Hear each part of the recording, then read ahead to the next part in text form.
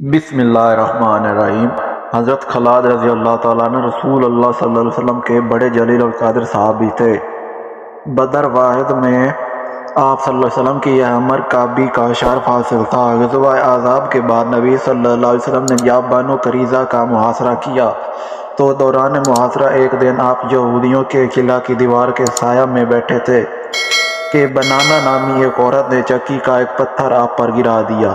پتھر سر پر لگا اور آپ شہید ہو گئے۔ نبی صلی اللہ علیہ وسلم نے فرمایا خلاد کو 2 شہیدوں کا ثواب ملے گا۔ خلاد رضی اللہ تعالیٰ عنہ کو جب بیٹے کی شہادت کی خبر ملی تو یہ دریافت کرنے رسول اللہ صلی اللہ علیہ وسلم کے پاس آئیں، اس حال میں کہ چہرہ پر نقاب پڑی ہوئی تھی۔ بعض صحابہ رضی اللہ تعالیٰ عنہ نے دیکھا تو حیرت سے کہا کہ تیرا بیٹا شہید ہوا ہے اور اس حال میں بھی تیرے چہرے پر نقاب ہے، اس حال میں تو ایک ماں کو تن بدن کا ہوش نہیں رہتا۔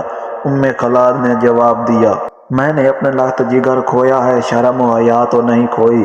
اس موقع پر نبی صلی اللہ علیہ وسلم نے فرمایا تیرے بیٹے کے لیے دوہرا اجر ہے کیونکہ اس کو اہل کتاب نے شہید کیا ہے۔ اگر ویڈیو اچھی لگے تو ویڈیو کو لائک کر دیں، چینل کو سبسکرائب کر دیں۔ ملتے ہیں نیکسٹ ویڈیو میں، تب تک کے لیے اللہ حافظ۔